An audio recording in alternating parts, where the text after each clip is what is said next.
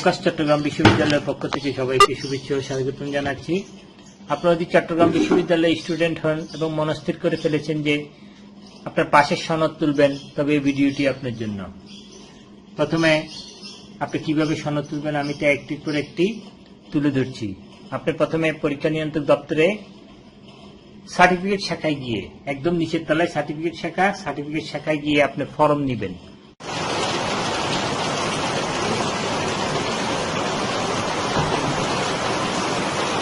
এই গেট দিয়ে ঢুকবেন, পূর্ব দিকের গেট দিয়ে ঢুকে এই যে ডান দিকে, এই ডান দিকে পাশ নিয়ে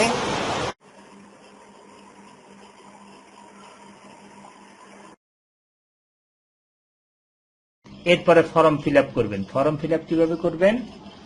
প্রথমে আসেন, আপনার নাম লিখবেন। বাংলাতে আপনার নাম, পিতার নাম, মাতার নাম লিখবেন। এরপর ইংরেজিতে লিখবেন নাম, পিতার নাম, মাতার নাম। এগুলো কোত্থেকে লিখবেন? এগুলো লিখবেন আপনি আপনার রেজিস্ট্রেশন কার্ড এবং মার্কশিটে যা আছে তার সাথে মিলিয়ে।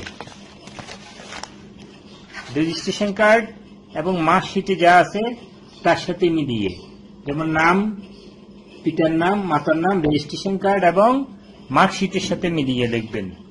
এখানে যাতে বিন্দু পরিমাণ ভুল না হয়। যেমন ভুল কি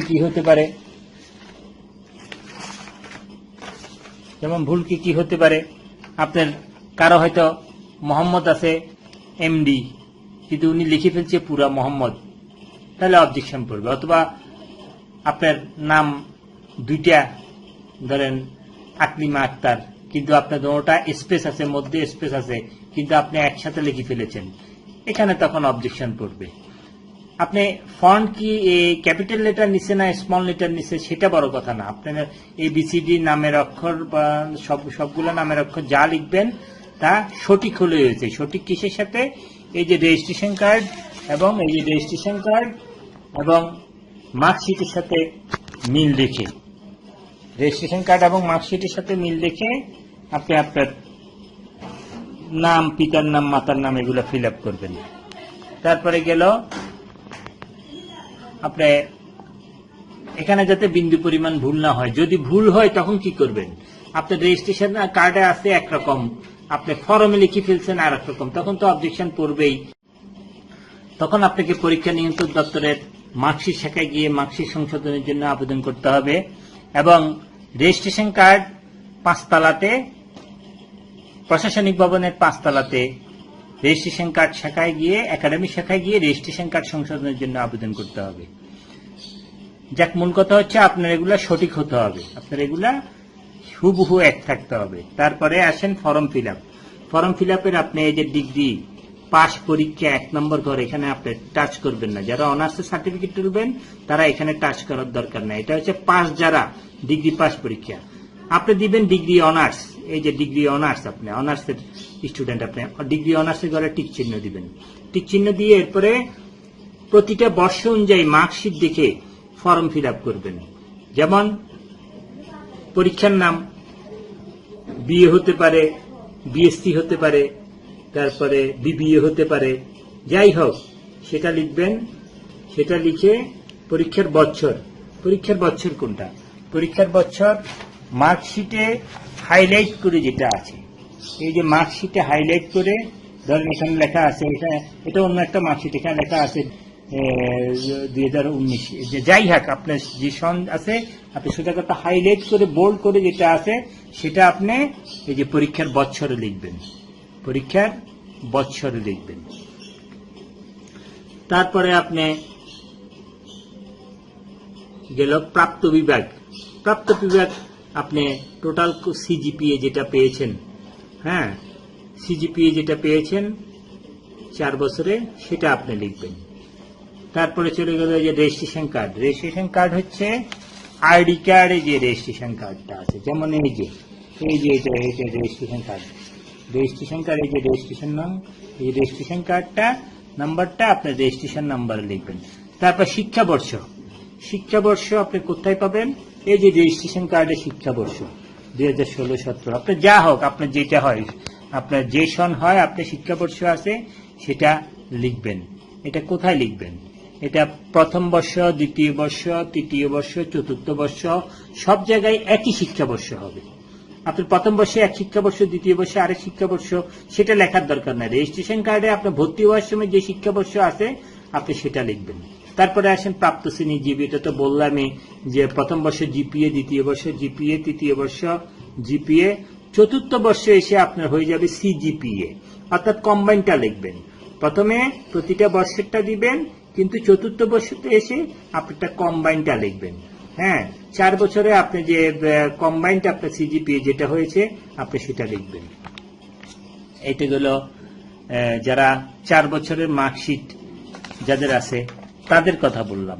এখন আপনার মার্কশিট যদি 8টা হয় অথবা আপনার মার্কশিট যদি 5টা হয়, তখন আপনি কি করবেন? তখন আপনি ধরেন যারা 5টা, যেমন চট্টগ্রাম বিশ্ববিদ্যালয়ের ফার্মেসি বিভাগ, তাদের জন্য আলাদা তো কোনো ফর্ম ছাপা হয়নি। এখানে ক খ গ ঘ 2 নম্বরের ক খ গ ঘ 4টি ঘর।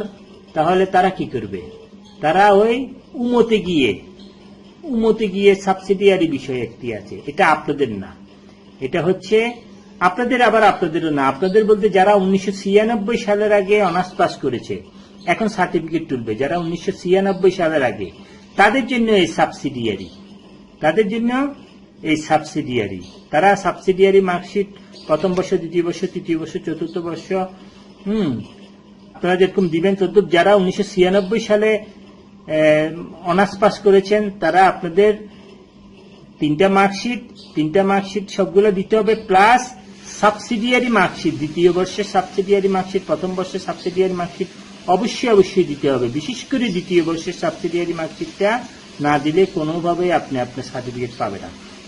যা বলতেছিলাম, ফার্মেসি বিভাগ যারা আছে তারা এই সাবসিডিয়ারি ঘরে নম্বর সাবসিডিয়ারি ঘরে আপনি আপনার 5ম বর্ষ লিখবেন, 5ম বর্ষ। আর যাদের 8টা মার্কশিট, যেমন সায়েন্সের অনেকের 8টা মার্কশিট, যেমন আমাদের কম্পিউটার সায়েন্সের এরকম অনেক ডিপার্টমেন্ট আছে যাদের 8টা মার্কশিট, তারা কিভাবে ফিল আপ করবে? তারা ফিল আপ করবেন ডিগ্রি অনার্সের প্রথম বর্ষে আপনার দেখবেন আপনার দ্বিতীয় সেমিস্টারের মার্কশিটটা তুলে দিবেন, ওইটা সিজিপিএ দিবেন, ওইটা জিপিএ দিবেন। তারপরে চতুর্থ সেমিস্টারের মার্কশিটটা আপনার দ্বিতীয় বর্ষে ফিল আপ করবেন। তদ্রুপ আপনার ষষ্ঠ সেমিস্টারের মার্কশিটটা আপনার ফরমের তৃতীয় বর্ষে ফিল আপ করবেন। তদ্রুপ আপনার 8ম সেমিস্টারের মার্কশিটটা আপনি চতুর্থ বর্ষে ফিল আপ করবেন। এই চতুর্থ বর্ষে এসে আপনি 8ম সেমিস্টারের মার্কশিটটা ফিল আপ করবেন এবং টোটাল সিজিপিএটা দিবেন। টোটাল আপনার যে সিজিপিএটা এসেছে এটা সিজিপিএর ঘরে টোটাল সিজিপিএটা দিবেন। এইগুলো ফর্ম পূরণের ব্যাপার।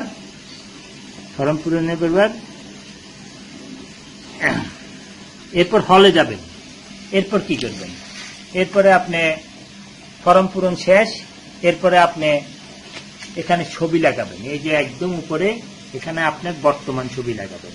বর্তমান ছবি লাগিয়ে আপনি এই ফর্মটা নিয়ে হলে যাবেন। হলে গিয়ে 3 জায়গায় প্রবেশদ্বারের সাইন আনবেন, সিল এবং সাইন 3 জায়গায় প্রবেশদ্বারের সাইন আনবেন। যেমন আপনার এই ছবির উপরে, আপনার যে ছবি এখানে লাগাবেন, এই ছবির উপরে ফর্মের দ্বিতীয়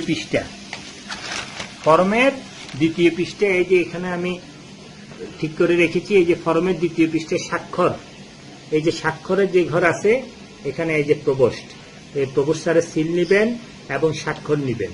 এখন কোন সিল অবশ্যই নিবেন, কোনো কারণে যদি প্রবেশদ্বার না থাকে তখন আপনি হাউস টিউটর স্যারদের যে কোনো একজনের সিল নিলেই হবে। তবে প্রবেশদ্বার যদি থাকে, হলে উপস্থিত থাকে, অথবা ঢাকা অথবা অন্য কোথাও না যায়, বিদেশ সফর অথবা অন্য কোথাও না যায়, প্রবেশদ্বার বিশ্ববিদ্যালয়ে আসে, তখন আপনাকে অবশ্যই প্রবেশদ্বারের সাইন নিতে হবে। এরপর আপনি এখানে আপনার নিজের স্বাক্ষর দিবেন। আপনি সার্টিফিকেট তোলার সময় যে স্বাক্ষরটি তুলবেন এই স্বাক্ষরটা এখানে দিবেন, এখানে আপনার স্বাক্ষরটা দিবেন। এরপর আপনি হলের কাজ শেষ করছেন, এখন আপনি ব্যাংকে যাবেন। ব্যাংকে গিয়ে আপনি পে অর্ডার কাটবেন। এরপর আপনি ব্যাংকে যাবেন, ব্যাংকে গিয়ে পে অর্ডার কাটবেন। এই যে পে অর্ডার কাটবেন, পে অর্ডারের এই যে নাম্বারটা 08B যেটা আছে ওইখানে সেটা না, এই যে নাম্বার যেটা আছে, 4 যেটাই হোক, আপনি যেটা থাকে আপনি সেটা, এই যে নাম্বার যেটা আছে সেটা আপনি এই যে এখানে লিখবেন। এই যে পে অর্ডার নাম, এখানে এই নাম্বারটা লিখবেন। ফর্মের এই পে অর্ডার নামের জায়গায় আপনি নাম্বারটা লিখবেন। তারপরে এখানে লিখবেন টাকা, আপনি যত টাকা পে অর্ডার করেন তত টাকা।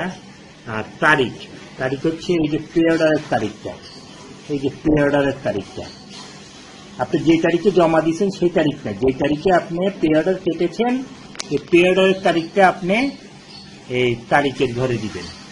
এখন আপনি কত টাকা পে অর্ডার কাটবেন এটা একটু মনোযোগ দিয়ে শুনেন। যারা অনার্সের মূল সনদ নিবেন তারা 1200 টাকা পে অর্ডার কাটবেন, সাথে মনে হয় 30-35 টাকা ব্যাট নিবে, কিন্তু এখানে লিখবেন ওই 1200 টাকা লিখবেন। যদি আপনি জরুরি নিতে চান, অর্থাৎ জরুরি 5 কর্মদিবসের ভিতরে নিতে চান, তাহলে আপনি 1200 টাকা পে অর্ডার কাটবেন। আর যদি জরুরি ছাড়া নিতে চান তাহলে মূল সনদের ক্ষেত্রে 800 টাকা, জরুরি ছাড়া 800 টাকা পে অর্ডার করবেন। আর যদি সাময়িক সনদ নিতে চান, জরুরি সাময়িক সনদ নিবেন, তখন আপনি সাময়িক সনদের জরুরি হচ্ছে 700 টাকা, 700 টাকা পে অর্ডার করবেন। 20-25 টাকা মনে হয় ব্যাট নিবে, ওই ব্যাটটা লিখবেন না, আপনার এখানে লিখবেন 700 টাকা। আর তারিখ লিখবেন, যে তারিখে পে অর্ডার কেটেছেন এই তারিখটা লিখবেন। মূল সনদের ক্ষেত্রে 1200 টাকা, 800 টাকা, আর সাময়িক সনদের ক্ষেত্রে 700 টাকা, 400 টাকা। এই হলো পে অর্ডারের ক্ষেত্রে।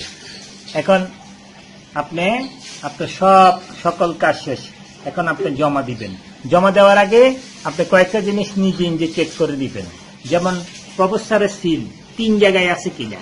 একটা হলো আপনার ছবির উপরে, এটা হলো ফর্মের পেছনে, আরেকটা হলো আপনি যদি মূল সনদ নেন তখন আপনাকে একটি সাদা কাগজে একটি দরখাস্ত করতে হবে। বরাবর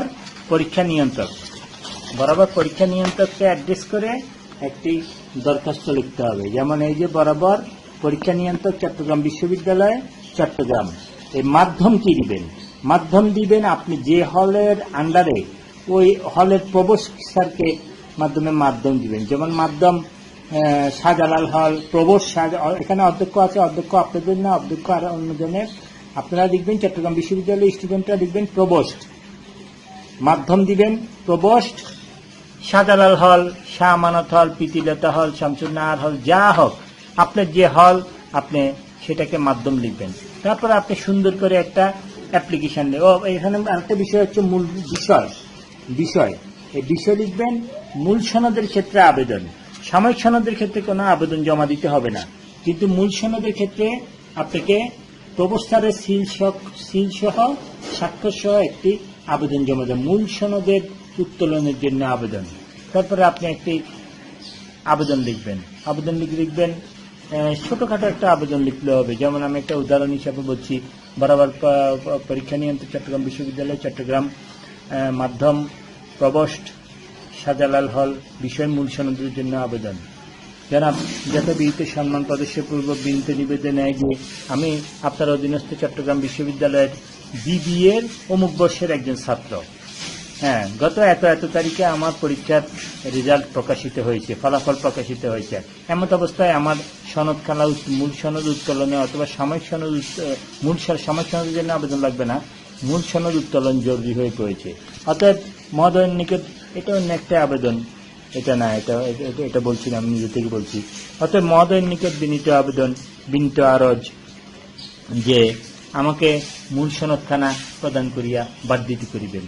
এখানে অনেক বড় করে আছে, এত বড় করে দরকার না, যার কারণে সংক্ষেপে বললাম। অত্যন্ত সংক্ষিপ্ত লিখলেই হবে, এটা বড় করে লিখতে হবে এমন কোনো কথা নেই। তারপরে আপনি নিবেদক দিবেন, বিনীত নিবেদক আপনি আপনার নাম দিবেন।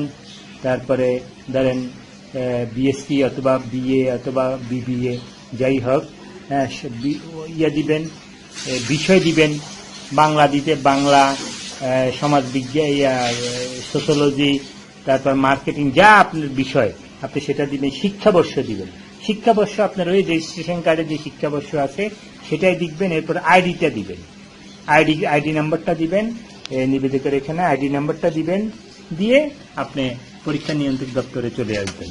আরেকটি বিষয়,